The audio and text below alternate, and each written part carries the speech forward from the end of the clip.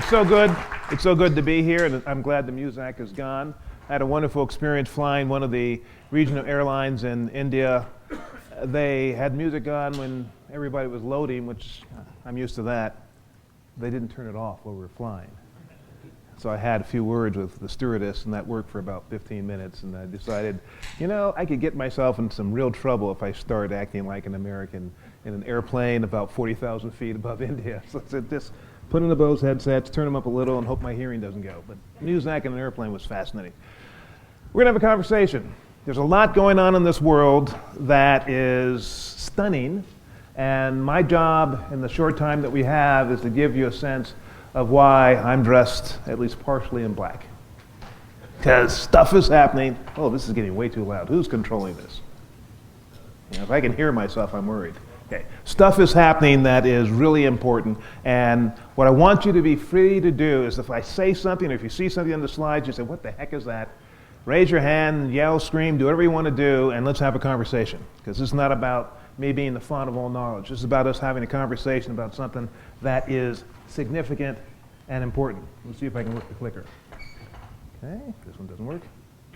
I killed everything with this one. Wonderful. Let's try this again. This is for wonderful picture of Hurricane Katrina, a Category 5 hurricane.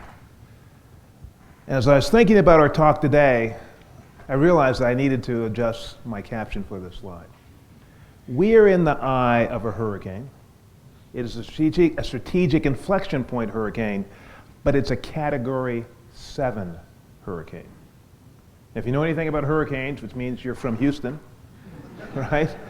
Category 5 is the highest number, right? And if a Category 5 hits, there's no more Galveston, right? And they got hit by a 4, and there's not much of Galveston left.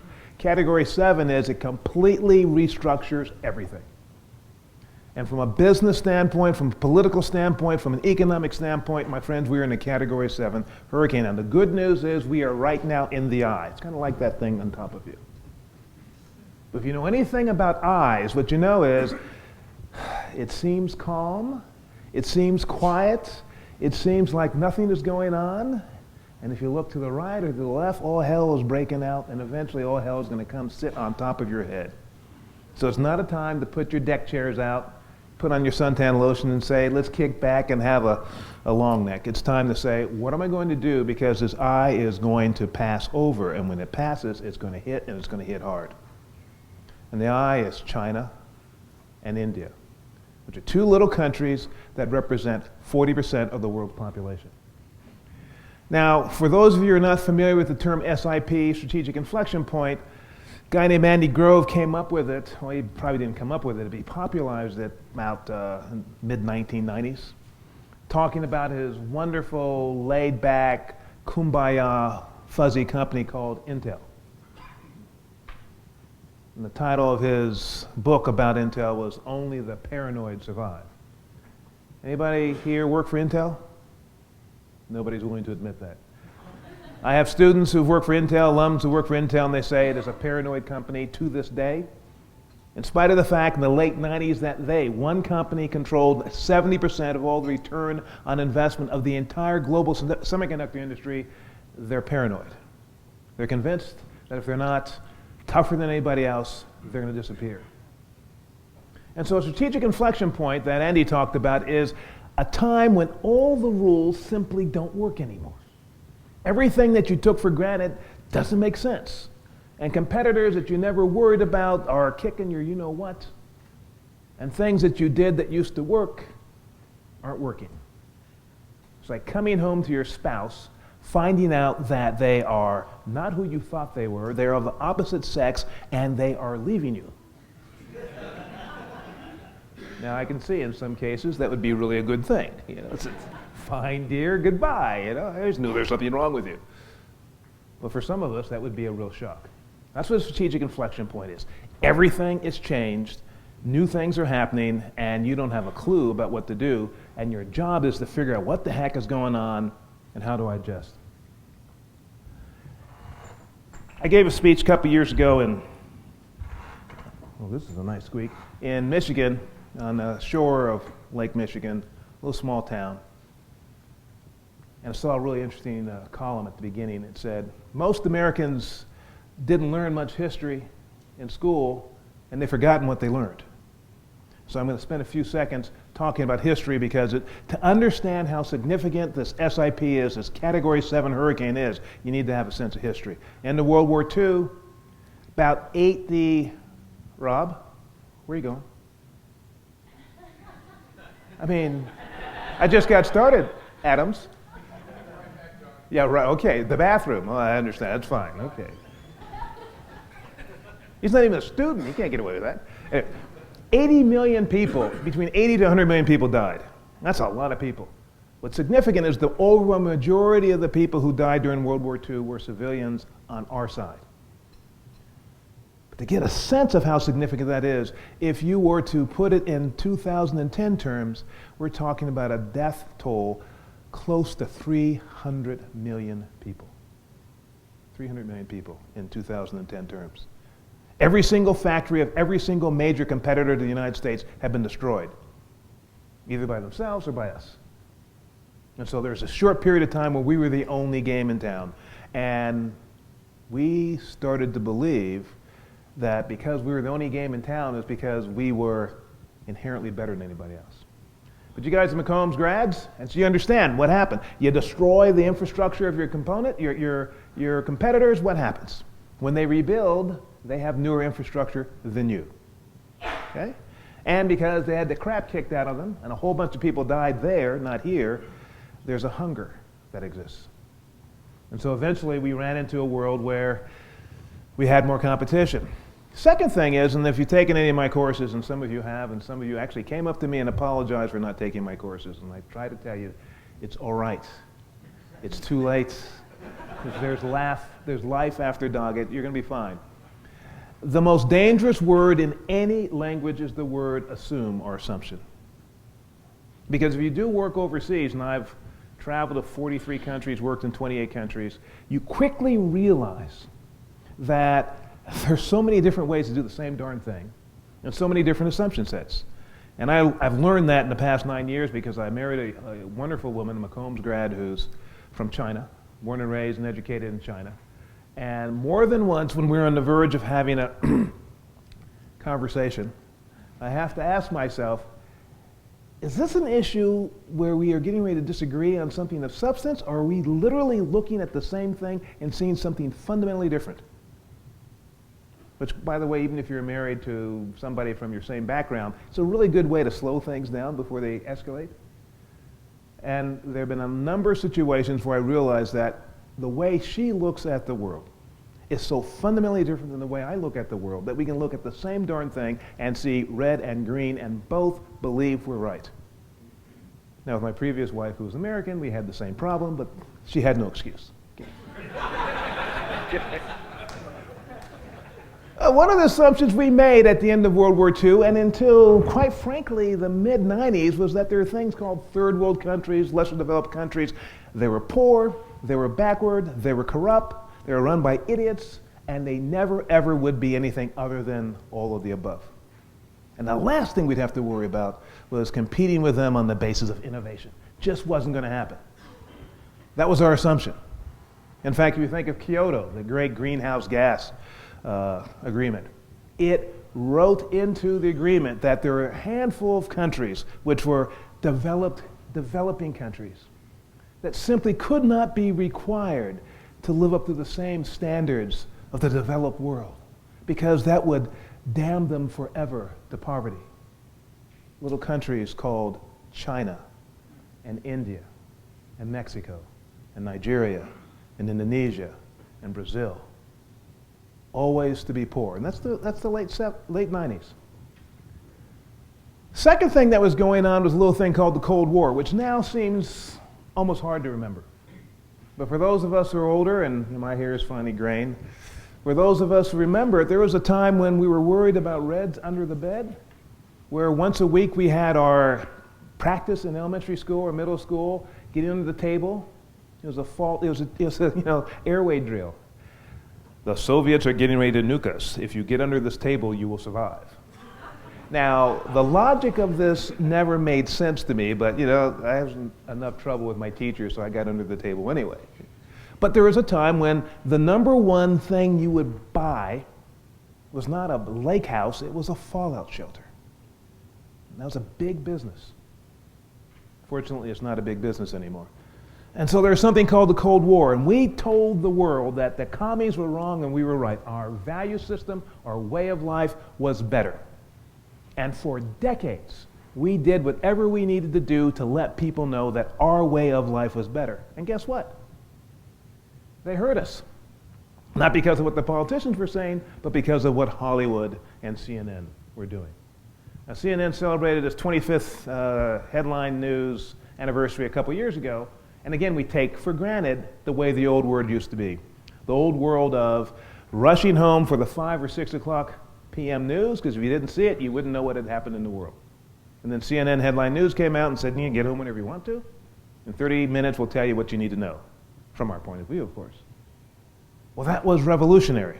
Here, it was even more revolutionary overseas. Because at the same time CNN was coming out, you started to have satellite communications, and rogue satellite dishes started showing up in country after country. The U.S. Information Agency had always in the front of its buildings CNN so that people from country X, Y, and Z could see CNN, and people were starting to see a world that was different. They had been told in the communist world, in the socialist world, that America was a trash pit, that there were race riots every day, and that everybody was living under trees or under bridges. And they saw that was not the case. And whether you like Desperate Housewives or not, most people didn't care about the storyline. What they cared about was the places people were living.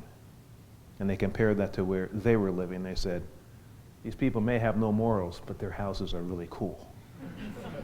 That was our message to people. And it was harder and harder and harder for the folks on the other side to perpetuate their lie that their way of life made more sense, because it didn't. You looked at the images, you looked at where you were, and you said, this sucks. And then what happened? Suddenly the Soviet Union ceased to exist.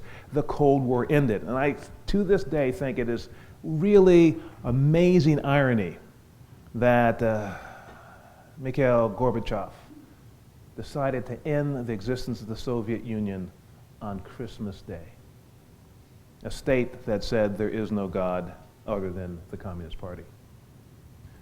But as we all remember, our mothers, if they cared about us, warned us, be careful what you wish for, because you might get it, or you might marry it. Be careful what you wish for. I got a couple laughs. Okay. I have a really bad joke, but I can't tell you. It's a really bad joke. If you want to talk to me at the end of this, I'll tell you what the bad joke is. It's an amazing bad joke.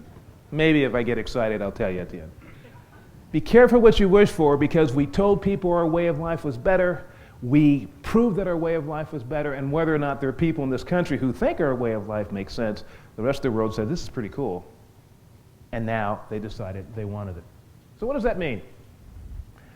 It means a strange thing happened. Remember 2001? It was a wonderful year if you got out early, like Mark Cuban. Whether you love Mark or think he is the most ridiculous person on the planet, he figured out the market was getting ready to turn, and he got out at the top. How many of you got out at the top in 2001? I remember what was happening. I was in Tokyo teaching during the summer, and I said, looks like we're having another minor correction. I'll ride this sucker out. And it kept correcting its way all the way down. I kept riding all the way down. Eventually I said, this is painful. What's even more painful is taking this paper loss and turning it into a real loss. I'm still waiting for this paper loss to turn into something else. But Cuban got out. Right in the middle of this, Rob, welcome back. Right.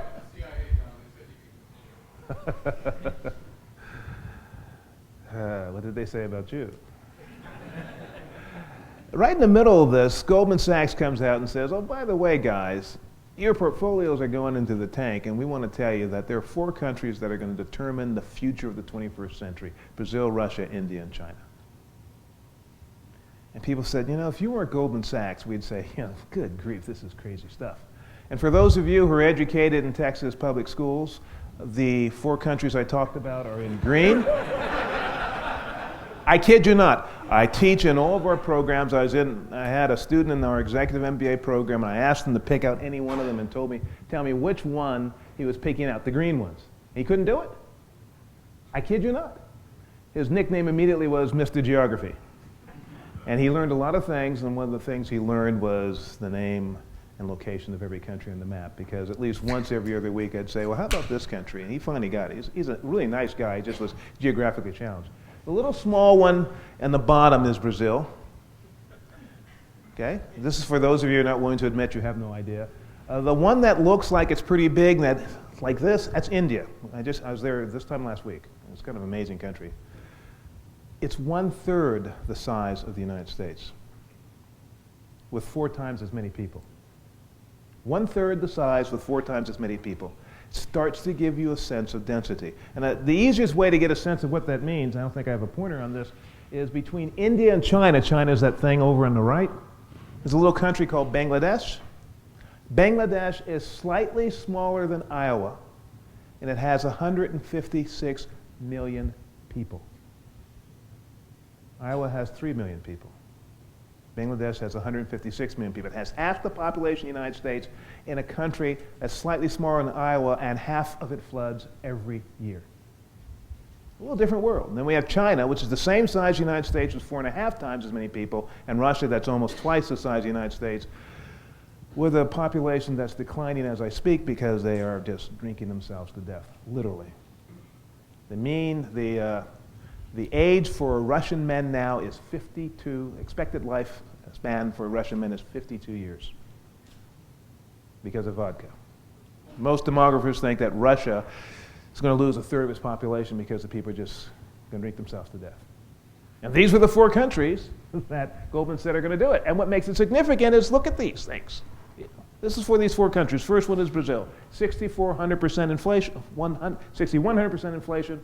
I had some students who were in Brazil during that time, and I asked them, what was it like to be in Brazil when you had 6,100% inflation? They said it's real simple. It was a cash society. I mean, think about trying to go to a bank to get a mortgage in an environment where you have 6,100% inflation. All right, we'll give you a loan for 7,000% interest. For the first year, it's an ARM. It's going to reset in 6 months. You couldn't get mortgages. Everything was in cash. And they said it was literally so crazy that if you walked into a Walmart or a Kmart or a Sears, you bought what you could at the front of the store, because if you didn't, by the time you went to the back of the store and came back, the prices had changed while you were in the store. 6,100% inflation. So we don't want to think about what Zimbabwe is dealing with 1 billion% inflation, whatever it is. So that's the first candidate from Goldman. The second candidate was Russia, which the Soviet Union disappeared, and they tried to go from communism to capitalism overnight. Had a bunch of crooks that stole as much as they could, and then you had another bunch of crooks that were former KGB officers that stole back from them. So you had a kleptocracy called Russia. And then the third country was India. India was 2 weeks away from bankruptcy in 1991, in August of 1991. 2 weeks away from bankruptcy. A guy named Manmohan Singh came in and he said, I'll be finance minister under one condition. You allow me to rip up this British socialist approach to the economy so we can move towards a more market-based economy. He's now the prime minister of India and turned the country around. And the final country is, of course, China. Now, we all think we know about the Cultural Revolution, but if you're not Chinese, you have no idea. The Cultural Revolution was 10 years of absolute out-of-control anarchy.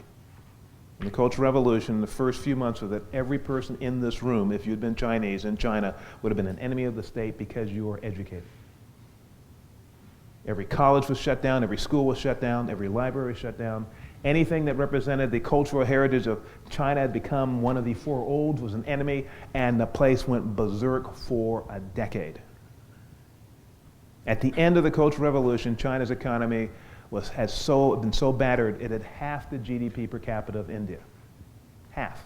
So these are the 4 candidates that are going to shake our world. Well, what happened? First thing is that what Goldman was looking at was the rule of large numbers. And if you look at this is from the CIA World Factbook, which is a great resource.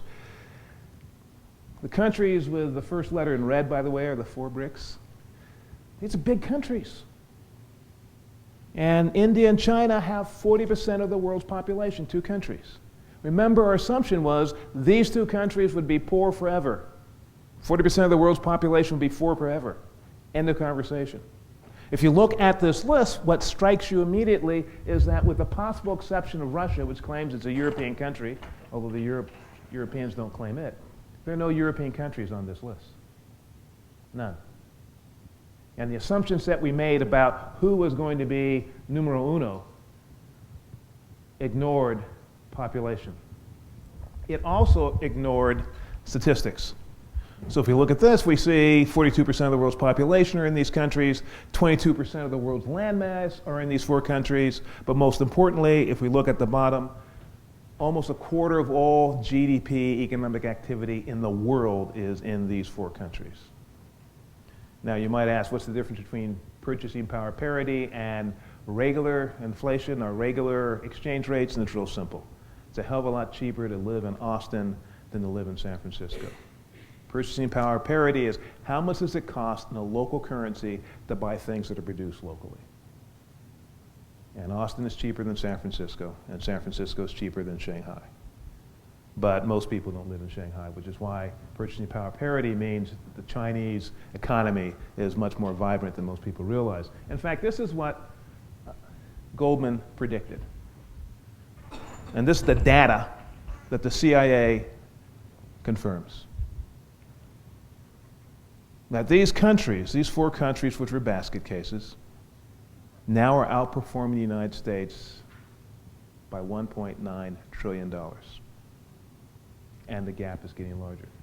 When I first did this slide, the number was $440 billion 2 years ago. Now it's $1.9 trillion. And the gap is getting larger. But more importantly, according to our CIA, not Doggett CIA, but this Central Intelligence Agency, if you go to the World Fact Book, the second largest economy in the world using PPP, which they think is the most relevant way to compare economies, is China today. And the fourth largest economy in the world is India today. Today. Now, why is that important? These are growth rates.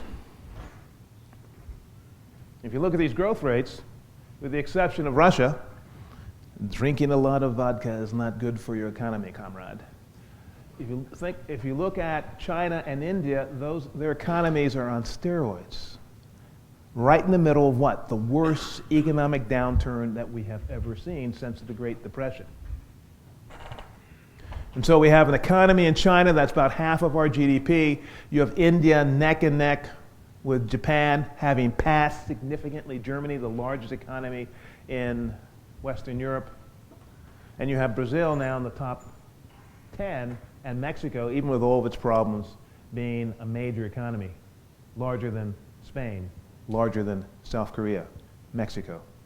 When the government of Mexico wins the war with the druggies, which either is when California legalizes everything, which they're trying to do right now, or the military solves the problem, the Mexican economy is going to zoom again, and Mexico will be a top 10 or higher country. Now, why is this significant? Here's the thing that you need to appreciate. Goldman Sachs has said very simply that if China continues to grow at 5% a year, by about 2035, it'll be the largest economy in the world. Now, as Jim said, I take students to China. I'll be taking our evening MBAs to China at the end of April. I've been doing this with our students since 2003. We go to the U.S. Embassy. We talk to the Foreign Commercial Service First Secretary. And I always ask the same question. The Chinese government is predicting growth somewhere between 9 to 10% a year for the next 2 decades. Do you believe that number? And since 2003, the conversation has always been the same. We don't believe that number. My next question is, you're the eyes and ears of the U.S. government. What are you telling Washington?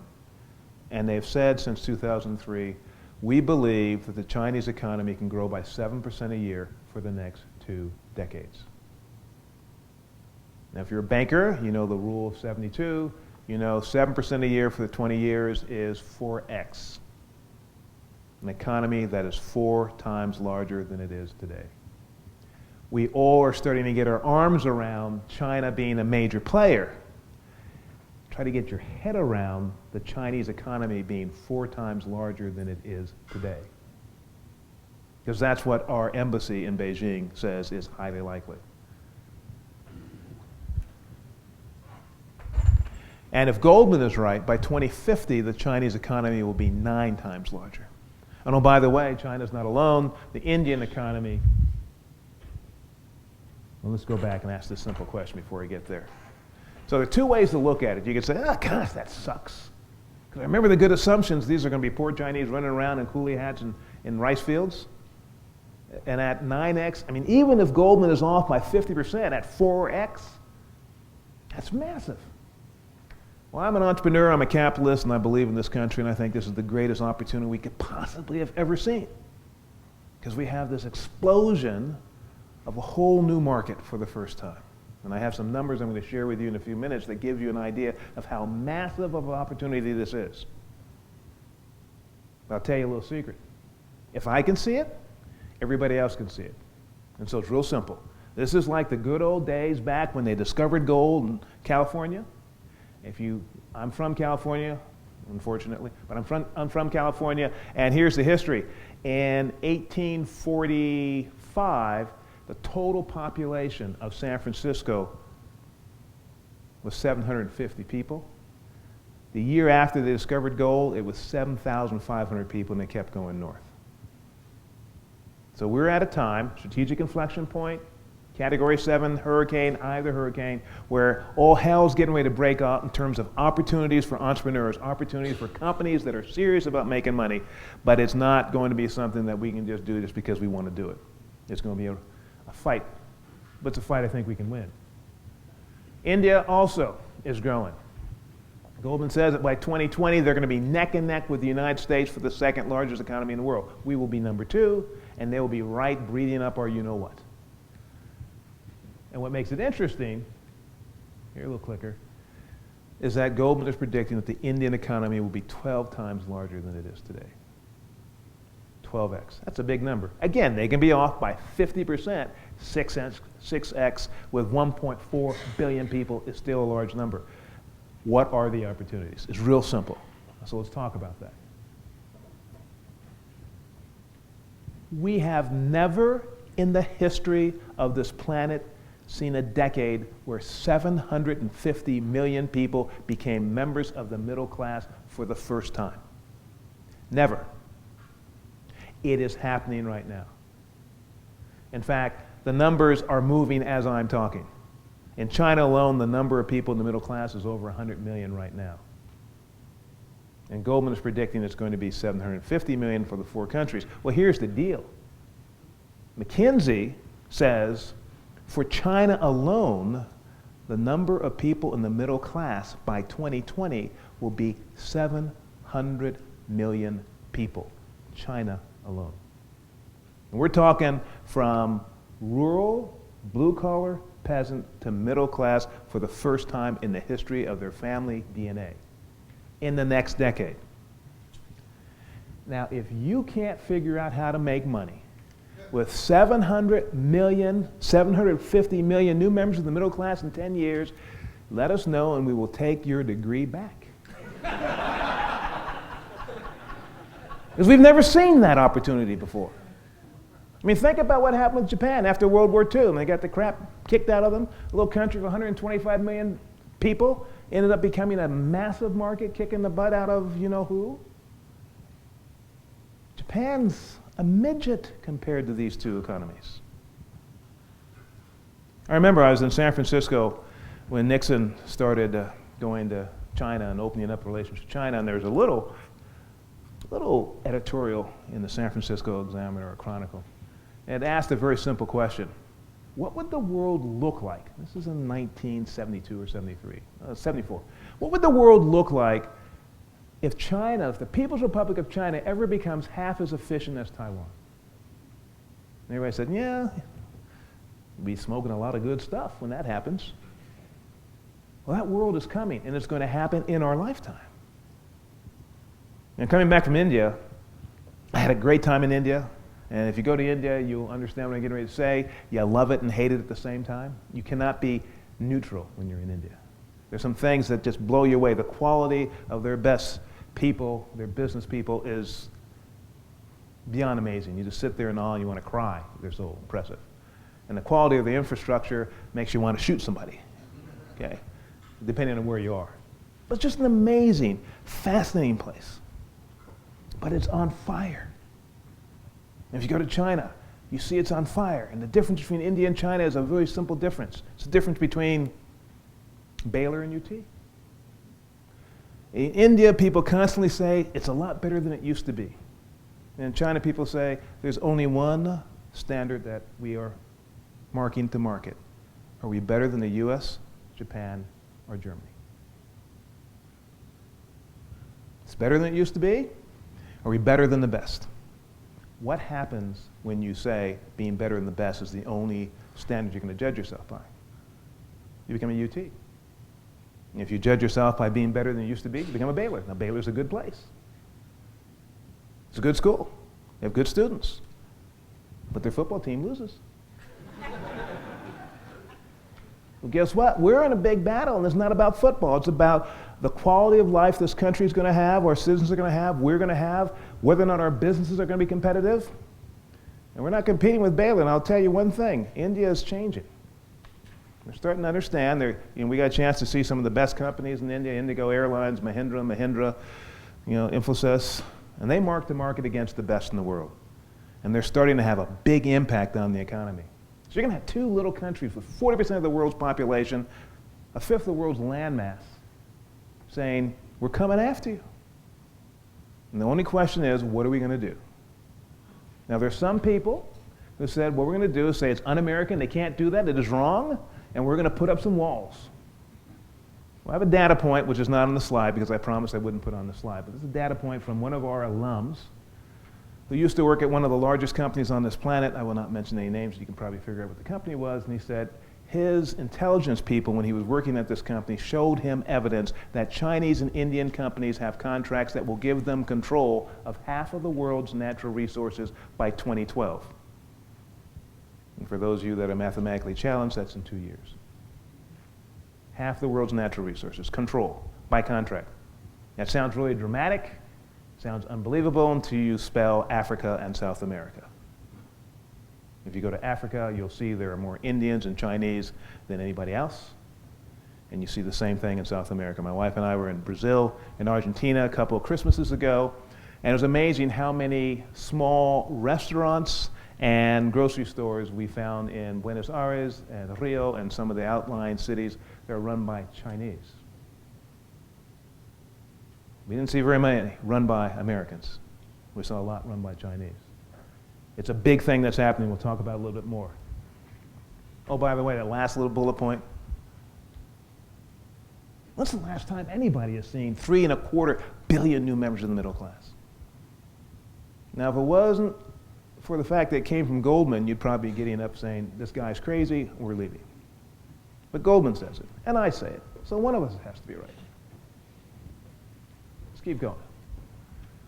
Remember when the G7 used to be the big dogs? The largest economies in the world, and in 2006 they were. By the end of 2007, China alone had more cash in the bank than the entire G7. And it gets more interesting. Depending on who you talk to, the number for the Olympics was $40 to $65 billion. That's the official number. If you look at ancillary expenditures by people in the private sector, the real number is $250 billion. $250 billion. And people say, well, why would that make sense? And the answer is very simple. It was a branding exercise. My wife and I happened to be in Beijing the day Beijing got the award of the Olympics, and it was a fascinating experience because I saw a country transformed overnight. We talked to our friends before the announcement was made, and we said, what do you think? And they all, to a person, said, we won't get it because they don't like Chinese people. We should have gotten it before, and they don't understand Tiananmen Square, and we won't get it this time, those bastards. And the city was kind of depressed. And then we were at one of her friends' recording studios, and they said Beijing, and everybody was yelling and screaming. And I said, stop, open the doors, open the windows, because we were downtown Beijing. And for 2 minutes, the entire city, a city of 18 million people, was deadly silent. And to this day, I'm convinced what was going on was people were saying, they said Beijing. No, they didn't. They said Beijing. They couldn't say Beijing. They said Beijing. 2 minutes later, everybody said, they said it, let's do it. And the place erupted. And we did what you do in Beijing when something big happens. You go to Tiananmen Square. We were one of the first 500,000 people to go there. And we learned something about China, which is very interesting. You know, they won the Olympics. You have 500,000 people in Tiananmen Square, another 2 million people trying to get into the square, which of course they were not allowed to be. And so the leaders of the government came. And so I immediately thought of Bill Clinton. What would Billy do if he had 500,000 people to talk to and we just won something big? He'd start talking. They came out, they looked, and they said nothing. And they waved. And they went to the end of the Forbidden City and they waved, and went to the other side, they waved, and they left. I said, this is really interesting. But as I talked to people in the next 7 years before the Olympics occurred, they said, our goal is very simple. We know every person outside of China has a vision of what China is like, and we're going to blow their minds. And if you watched the Olympics, you said, oh my, this is not what I expected. But here's what's important, and this is an important thing for you to understand. There were 3 audiences for the Beijing Olympics. And of course, we as Americans believe we were the #1 audience. No. The first audience was the Chinese people themselves. The statement was, be proud of who we are and where we have come. And I must tell you, my wife and I were in Beijing for the Olympics, and all over the city, all over the country, people were just, I mean, they were electric. They were so proud. That's the first audience. The second audience was us in the West, the US, Western Europe. We're here, and we're not going anywhere. But the third audience was an audience most of us never thought about. It was the so-called third world. And the message to the third world was, you remember where we were in 1976, half the GDP per capita of India. We are here, and we are a third option. Screw the Europeans, screw the Americans. You want to do business, you can do business with us. And as we were flying back, we were sitting next to a doctor from Jamaica, and she couldn't stop talking for 20 minutes about how amazing it was that this third world country, which should have been a basket case, could have done what they had done. That was the message. And for $250 billion, they felt that was a good investment, which kind of is interesting because after that, last numbers I've been able to access, after spending $65 billion on the Olympics officially, $250 billion unofficially, they now have $2.4 trillion in cash today. China. What does that number look like if Goldman is right, if our embassy is right, and in 20 years their economy is 4 times larger than it is today?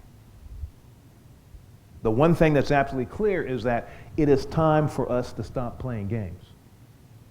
We got to be very serious about the fact that a new A&M has emerged from the mist, except they're 4.5 times larger than A&M, and they're bright. So that's really scary. And if any of you are A&M undergrads, you came to the business school because you saw the light, that's fine, you know what I'm talking about. It's a great place if you don't want to be distracted, College Station. Okay. So here's the second thing that happens. You know, I get really tired when I hear people saying, you know, these damn companies are taking jobs from America and they're going overseas, and, you know, that's un-American. We're supposedly capitalists. We believe in the free market, and what does capitalism, free market said? You go where the damn market is. Well, look at these numbers. You got 756 million people using cell phones in China today. That's a big number. The population is almost 1.4 billion people. That's barely above half of the people. In Finland, the penetration rate's 112%. And I know some of us have more than one cell phone. So it's a huge number, and to give you a sense of how significant it is, when you throw India in it, this is the number I got when I was in India a week ago. In January, every day of the month, 612,000 people signed up for cell phone service for the first time. Every day. Every day. You take India and China, you're looking at 1 million plus people signing up for cell phone service every day, of every week, of every month of the year. And, oh, by the way, you have about 1.1 billion Indians and Chinese who still don't have cell phones. And so if you're in the cell phone business, where do you have to be? You have to be where the action is. And anybody that says that's un-American or un-European is an idiot. They don't understand what's going on. You cannot survive in this industry if you're not there. And if you're in the PC business, where do you have to be?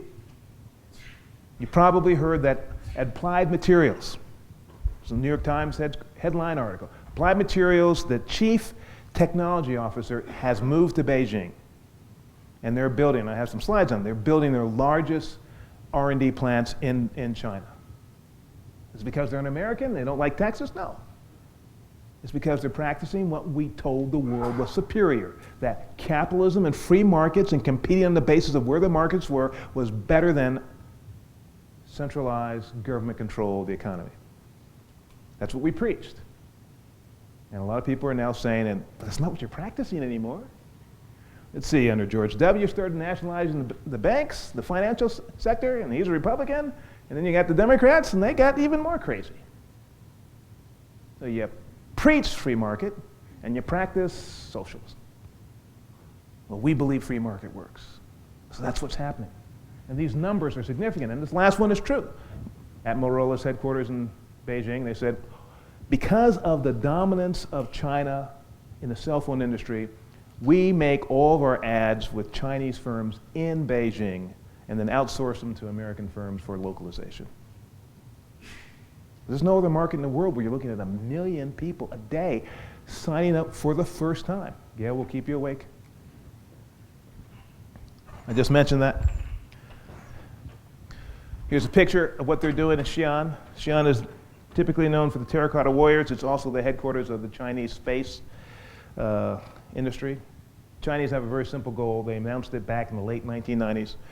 They were going to put a man up into space by the turn of the century, which they did. They're going to put a man in orbit in the first decade, which they did. They're going to put a man on the moon in the next decade. We'll see. It's this decade. But here's what's really interesting. They said, you Americans, you put a man on the moon, you went there a few times, and you said, been there, done that. We're not going back. They have announced that once they can get a man on the moon and bring him back safely, their next goal is to put a colony on the moon. Because the People's Liberation Army says their goal is military technological parity with the United States by 2025. Now, my friends in the Army say it's not possible. When I tell them that, what happens if they have a colony on the moon that they can supply, they said, possible. Because what do we know? If you can put stuff up on the moon and supply a colony, you can also bring little things that go boom at night. You can take them in a little go-kart, take them around to the backside of the moon, launch them with big bungee cords. So the first time they show up, it's, hello, we're getting ready to irradiate Washington, D.C. Our Star Wars system is based on a very simple assumption, that when rockets take off from the Earth, there's a plume, the satellites see the plume, and the interceptors go. So there are two requirements. They have to be rockets. Well, if you're on the backside of the moon, literally you can launch something into space with a bungee cord. And as far as satellites, the Chinese demonstrated 3 years ago that they can knock out satellites. We said that's not fair. And they said, next.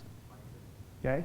So there's a war going on. And right now, with this war going on, these guys are dead serious about putting a colony on the moon, being able to supply the moon. Because of all the financial challenges we have in this country, we've announced that we're going to cut NASA's program and we're not going to the moon anytime soon. That's really bright. Bipartisan stupidity. We're in a race with countries that have bought into our way of life, bought into our value system, and they're playing by our rule book at a time when we're tearing our rule book up. And it's the most amazing thing I've ever seen. Showed you the picture.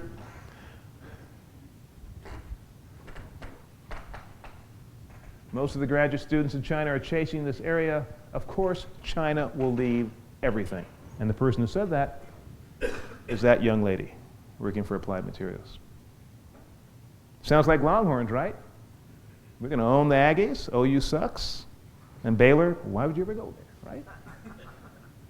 And now we have a country of 1.3 billion people that's half the size of our economy, that's growing a hell of a lot faster than we are, that has people who think like us because we sold the world that our way of doing business made a lot of sense. We should be proud of ourselves. We should get off our butts and run fast.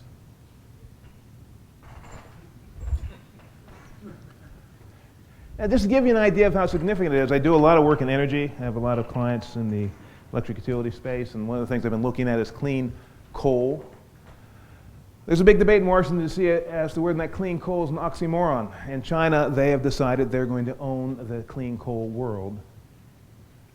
And there's a company, an American company, that's going to be paying the Chinese $100 million to import Chinese technology to the United States in clean coal and have Chinese workers come over to the United States and train our people on how to use Chinese technology. Who would have ever thunk, right? What does that world look like if China is 2, 3, 4x larger than it is today? And the answer is, it's the greatest opportunity that we as business people have ever seen, but we have to work hard to take advantage of it because it's going to happen whether we like it or not. And to put it in perspective, let's run the numbers. This is from the Tick report from the US Treasury.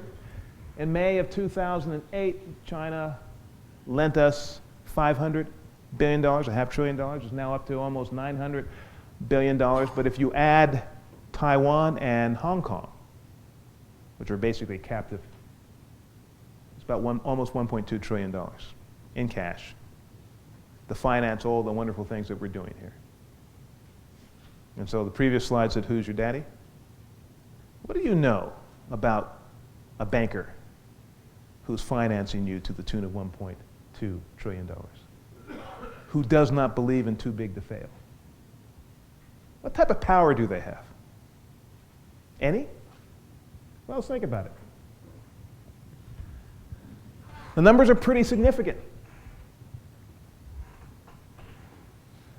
We increased our borrowing from China by almost 100% in a year and a half.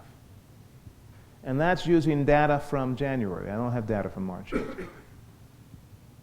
What happens if the Chinese decide, you know, we're getting tired of you guys being arrogant to us, acting like we're your stepchild? And we saw evidence of that. Remember the Hummer deal? Here's a country with $2.4 trillion in cash, and the company that was going to buy Hummer could not get government approval from China for $100 million in cash. And the reason they couldn't get it was because we announced a $6.6 billion arms trade deal with Taiwan. We embraced the Dalai Lama, and we said that they needed to do a better job about human rights. And they said, fine, you can say what you want to. UAW, 20,000 jobs, gone. Next. In fact, if you read the Post today, the news today, another company, Chery, which is a Chinese automobile manufacturer, is in Sweden right now getting ready to finalize a deal to buy Volvo from Ford for cash. So the money's there. And they're buying. I mean, you get $2.4 trillion in cash. Buying is one thing you can do. If you look at some of their acquisitions, the strategic aspect of their acquisitions become obvious. This is what we teach you here at McCombs. Don't just spend money just because you have it. Spend money that's going to make a difference. And they're doing that. And so it's a success for our way of life. It's a success for what we believe in. It's a success for our approach to the world. We just have to start believing it and practicing it ourselves because other people are doing it. This is from McKinsey's Global Institute, and it shows you the challenge we have now. This is total debt, public and private.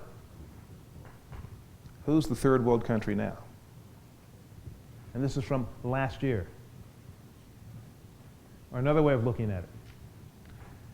Red is advanced countries. Blue is developing countries. Who is managing their economy more prudently? Advanced us or developing them? The implications are significant, especially given the growth rates. So this is what Goldman predicted for 2050. And what we know for sure is that the numbers are wrong. It's like making projections. These are estimates. But most of the economists I've talked to have said, I don't agree with the numbers, I do agree with the rank ordering. And the rank ordering is significant. It's suggesting that China's economy is twice the size of ours, that we literally are neck and neck with India. And look at Brazil, look at Mexico, and look at Europe. These numbers can be off. The numbers are off. But if anybody had said in 1990 that this was something that was credible, they would have been confined and sent to a psychiatric hospital. This is Goldman and McKinsey and Doggett. And one of us is right. Okay? This is an SIP we have never seen. It is a Category 7 hurricane. We're in the middle of an eye because of what's going on in the world's economy. Well, actually, it's not going on in China or India because their economies are growing, but what's going on for most of the world. And when we emerge from this, if we haven't taken this seriously, it's going to be an exciting time. So let's look at how significant it is. This is a great quote about how far we have fallen.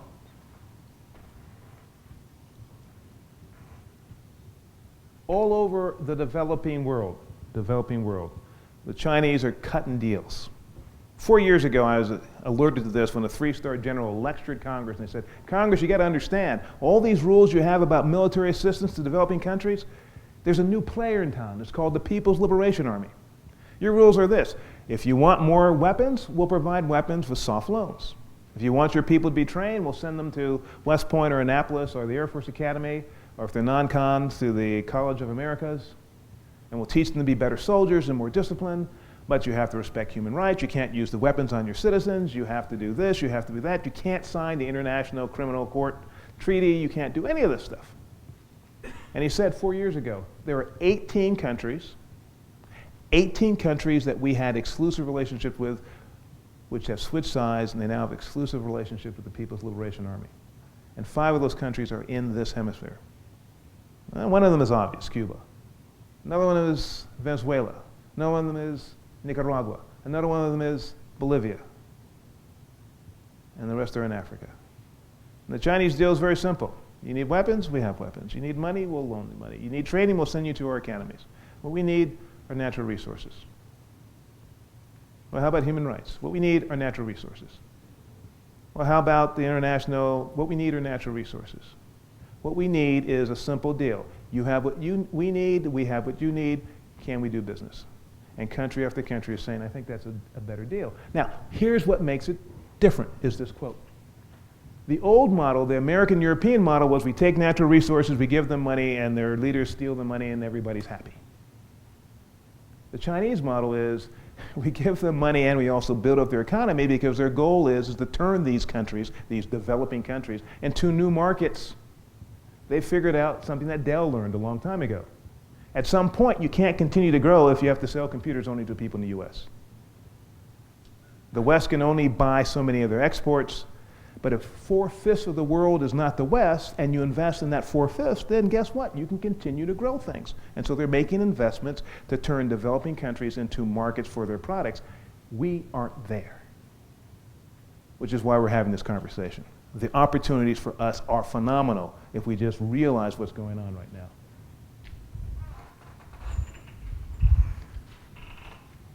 This is not a photoshopped book. This book just came out. And if this book had come out even 5 years ago, people would say, why would anybody publish anything like this? And now it's being looked at as, well, maybe it's a little over the top. But it hopefully gives you that SIP feeling. You getting that SIP feeling like everything you thought made sense is not making sense anymore? This is crazy stuff. When, not if, when China rules the world, well, our goal is very simple. Chinese people are going to do everything they can to be as successful as possible, like the Aggies. They try to win football games. We got a simple job. We got to beat them at it. But the one thing we can't expect is for them not to try as hard as they possibly can. The Aggies can beat us every single day. If the Sooners can beat us every single day, they're going to do it. End of conversation. And we have to understand that's the way it is in business. There are a lot of people in this country who don't think that's the way it should be.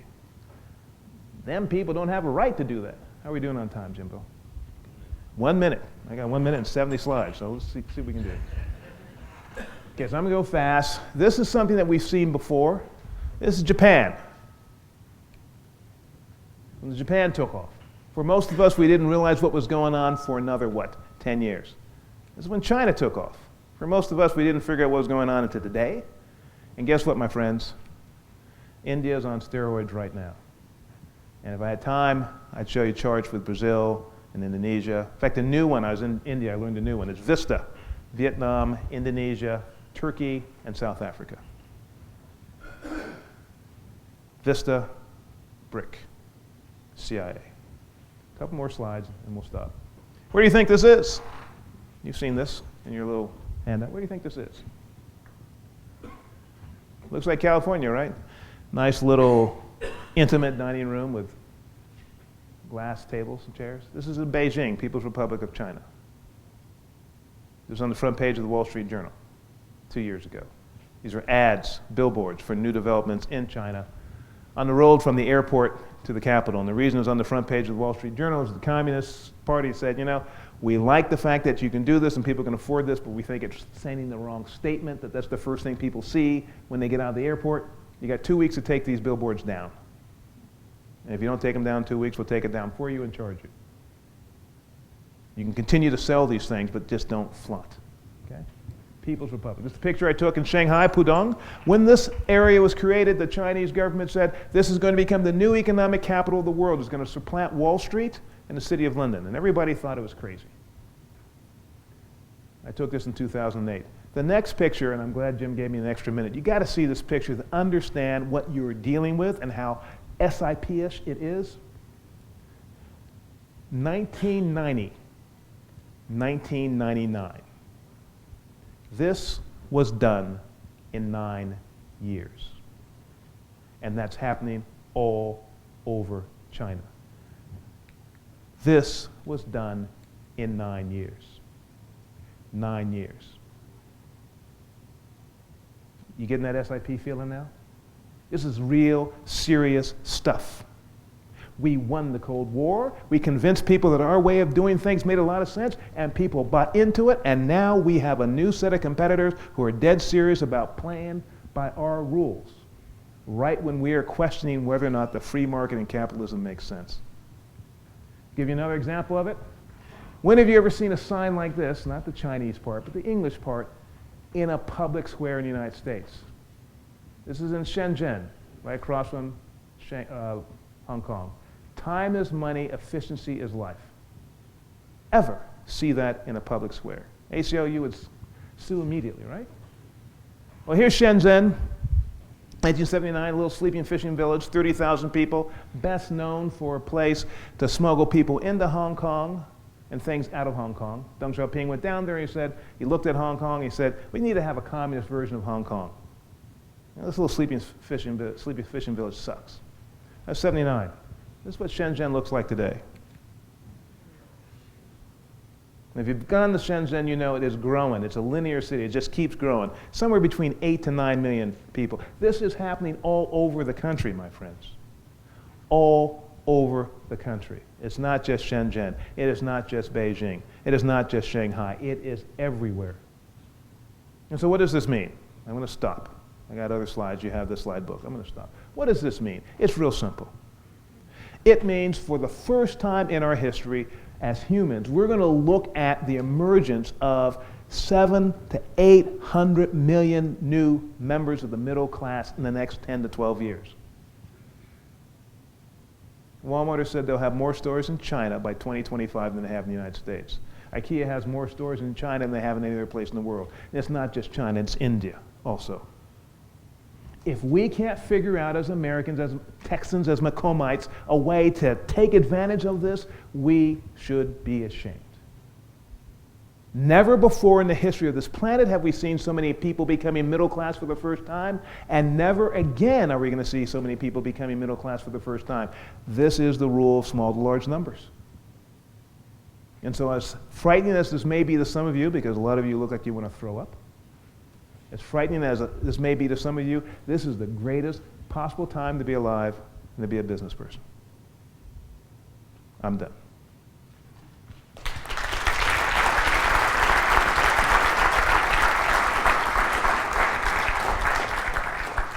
Do you have time for questions? You have time for 2 questions. They better be good ones, too. Yes, sir.